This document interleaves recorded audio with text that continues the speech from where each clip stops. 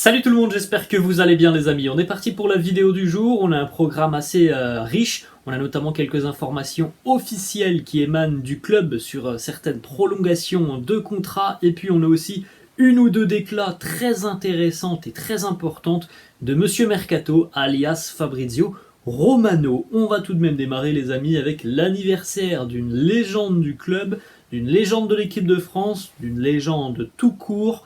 Zinedine Zidane fête aujourd'hui ses 51 ans. On lui souhaite évidemment un très joyeux anniversaire pour tout ce qu'il a apporté au Real Madrid, pour tout ce qu'il a tout simplement fait dans le monde du football de manière générale. Merci Zizou, on espère d'ailleurs le revoir très rapidement sur un banc de touche. On sait qu'il a envie de revenir, hein. Il l'a déjà annoncé à plusieurs reprises. Bon, il a certainement envie de prendre l'équipe de France, un petit contretemps puisque Didier Deschamps a prolongé son contrat, mais en tout cas on a tous envie de le revoir sur un banc de touche.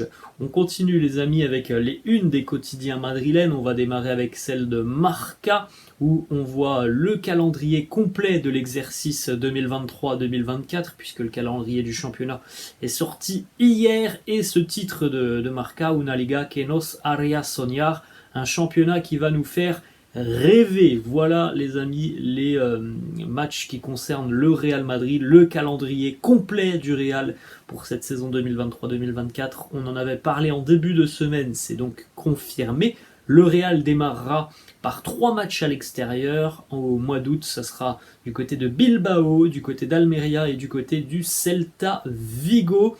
Sur le mois de septembre, là à contrario, on aura 3 matchs à domicile et 1 à l'extérieur. Ensuite, au mois d'octobre, on aura 3 matchs à l'extérieur et 1 à domicile. Pas beaucoup d'équilibre sur le début de saison. Ça va être des grosses périodes à l'extérieur, des grosses périodes à domicile.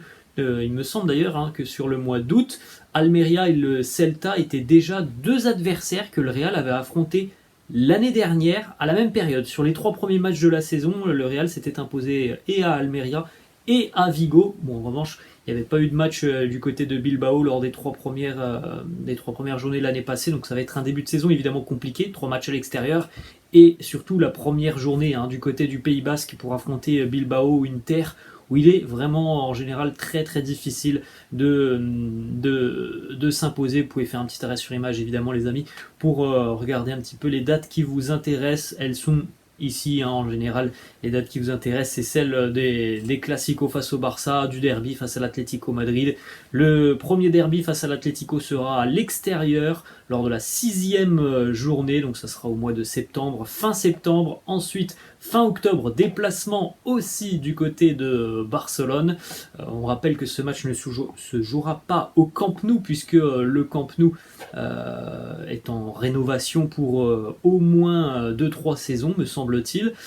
Match retour face à l'Atlético Madrid, ça sera au mois de février, début février. Le match retour face au Barça, mais au Bernabeu, ça sera au mois d'avril, 32e journée. Ça sera peut-être d'ailleurs un match très important dans la course au titre, on peut déjà y penser. 32e journée, 6 journées de la fin, un classico, ça peut être un match qui sera déterminant. Et puis le Real terminera à la maison, donc dans un an maintenant, fin du mois de mai, face au Betis. On continue les amis avec la une du quotidien AS qui titre Sudoku Mbappé, l'équation Kylian Mbappé. Est-ce que Kylian sera encore au Paris Saint-Germain dans 2 mois maintenant? On peut tous se poser la question. Beaucoup de médias et de journalistes espagnols annoncent qu'il terminera donc au Real Madrid d'ici 1 mois et demi ou 2 mois. Bon, on n'en est pas sûr évidemment, mais en tout cas, les informations, elles ne bougent pas. Fabrizio Romano a de nouveau fait un petit point sur la situation de Mbappé hier en disant le PSG ne veut pas perdre Kylian gratuitement, donc rien n'a changé par rapport aux infos que l'on avait il y a une semaine. Le PSG veut vendre Mbappé cet été. S'il ne veut pas prolonger son contrat, eh bien il sera vendu cet été. Voilà les informations qui ne bougent pas. D'après Fabrizio Romano, Kylian lui a annoncé qu'il voulait rester, mais le PSG ne veut pas qu'il reste sans prolonger son contrat, donc évidemment on ne peut pas tomber d'accord, et évidemment que le choix du Paris Saint-Germain de le vendre peut aussi se comprendre parce qu'il a quand même une belle valeur marchande, même malgré le fait qu'il soit à un an de la fin de son contrat, il y a quand même une sacrée valeur, Mbappé, et ça serait logique de voir le PSG tout faire pour qu'il quitte le club cet été si lui ne souhaite pas prolonger son contrat. Mais on a vu tellement de choses depuis un an sur ce dossier Mbappé, les amis, qu'il est très très difficile de lire l'avenir. À l'heure actuelle, l'année passée, on rappelle que pendant presque un an, on le voyait tous signer du côté du Real. Et puis, dernier jour de la saison, 38e journée, la prolongation de 3 ans. 3 ans entre guillemets avec le Paris Saint-Germain. Donc véritablement, c'est difficile de lire l'avenir sur ce dossier Mbappé. C'est pour ça qu'on va pas... Je vais pas vous montrer tous les tweets, toutes les informations ou pseudo-informations qui émanent d'Espagne, de certains journalistes, de certains médias qui annoncent qu'il va signer pour 200 millions, d'autres c'est 150, d'autres c'est 120, bref. C'est véritablement difficile d'y voir très clair là-dedans. Donc pour le moment, voilà, pas beaucoup plus d'informations. Kylian veut rester au Paris Saint-Germain, le PSG ne veut pas qu'il reste si il ne prolonge pas son contrat. Voilà, là comme ça, les bases sont données, après on n'en sait guère plus. On continue les amis avec une autre information de Fabrizio Romano sur le marché espagnol, le marché global des transferts espagnols. Il nous dit il y aura des mouvements comme d'habitude, mais ça démarre plutôt tranquillement. Tout arrivera d'ici un mois, fin du mois de juillet, début du mois d'août. L'Atlético et le Real Madrid vont bouger. Voilà les mots de Fabrizio Romano. Selon lui, le mercato du Real n'est peut-être pas terminé. Alors je pense qu'on a tous plus ou moins compris que le mercato du Real n'était peut-être pas terminé pour une seule option, c'est Kylian Mbappé. Si véritablement il doit quitter le PSG, il y aura certainement un mouvement de la part du Real Madrid. Après, je pense qu'on peut aussi patienter quelques semaines à côté Real. Là, on a très bien travaillé sur ce début de mercato avec 4 arrivées. Bon, après, il y en a comme Fran Garcia et Bellingham, on le savait depuis longtemps qu'ils allaient revenir. Mais en tout cas, on a déjà fait un bon boulot sur ce début de mercato. Donc, côté Real, on n'est pas pressé, je pense, pour le moment, quand on sait qu'on est à peine à la fin du mois de juin et qu'il y a encore plus de 2 mois de mercato. On poursuit avec une autre déclat de Fabrizio Romano sur la situation de Luka Modric, et il annonce que Luka a clos sa nouvelle signature et sa prolongation de contrat avec le Real. Il nous dit aussi les supporters du Real devraient vraiment remercier Luka qui a tourné le dos à une offre incroyable d'Arabie Saoudite.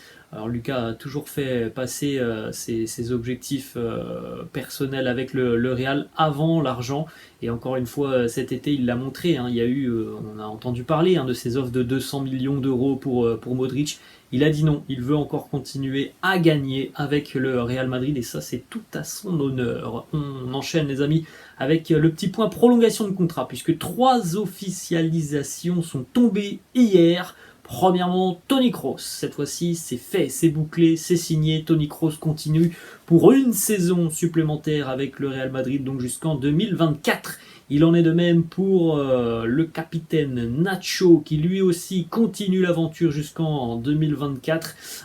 Pour rappel, Nacho, il est arrivé au Real en 2001. Je ne sais pas si on se rend compte quand même, il va donc démarrer sa 23e saison du côté du Real. 23 trophées remportés par Nacho, 319 matchs, incroyable pour le défenseur espagnol. Et puis une autre officialisation que l'on n'avait pas du tout vu venir, celle-là, il y a un nouvel accord de prêt entre le Real Madrid et le Shakhtar Donetsk pour le jeune latéral brésilien Vinicius Tobias, qui a passé donc la grande majorité de la saison avec la Castilla, participé à quelques entraînements, parfois il a été dans le groupe de l'équipe première, mais on ne savait pas véritablement si le Real allait lever l'option d'achat. Donc l'option d'achat n'est pas levée, ça c'est une information.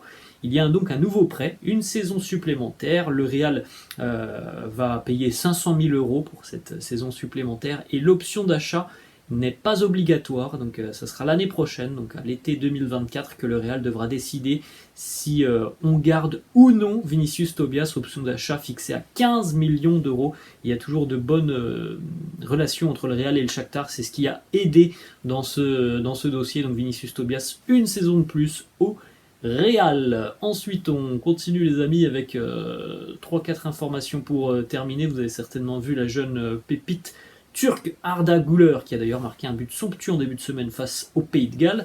Le Real Madrid est dans la course pour le jeune Arda Güler.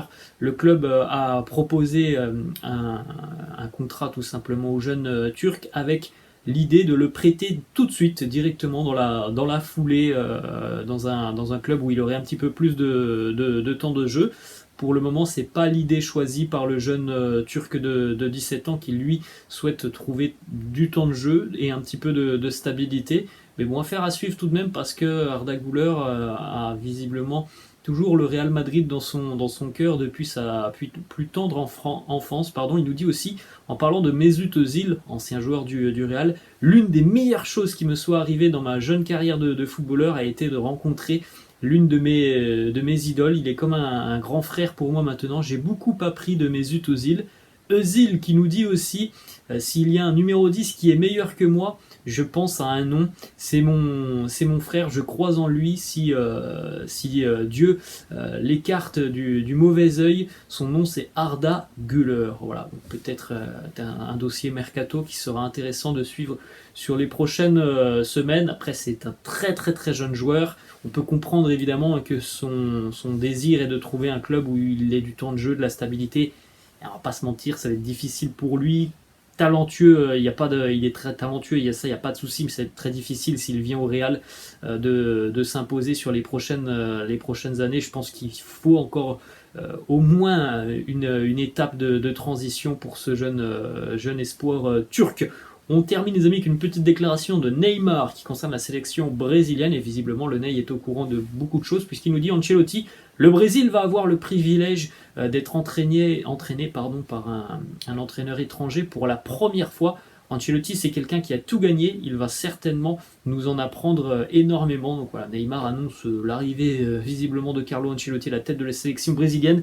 Pour rappel les amis, ça devrait se faire dans un an puisque, bon on va pas se mentir, maintenant ça serait quand même une énorme surprise de voir Carlo Ancelotti quitter le Real alors que on est à même pas 15 jours de la reprise 15 jours, 3 semaines de la reprise de l'entraînement. Donc si Carlo rejoint le Brésil, je pense sincèrement que ça se fera en 2024. Voilà les amis, la fin de cette vidéo, j'espère que ça vous a plu. N'hésitez pas comme d'habitude à lâcher un petit pouce bleu, n'hésitez pas non plus à vous abonner à la chaîne, je vous laisse et je vous dis à la prochaine. Ciao.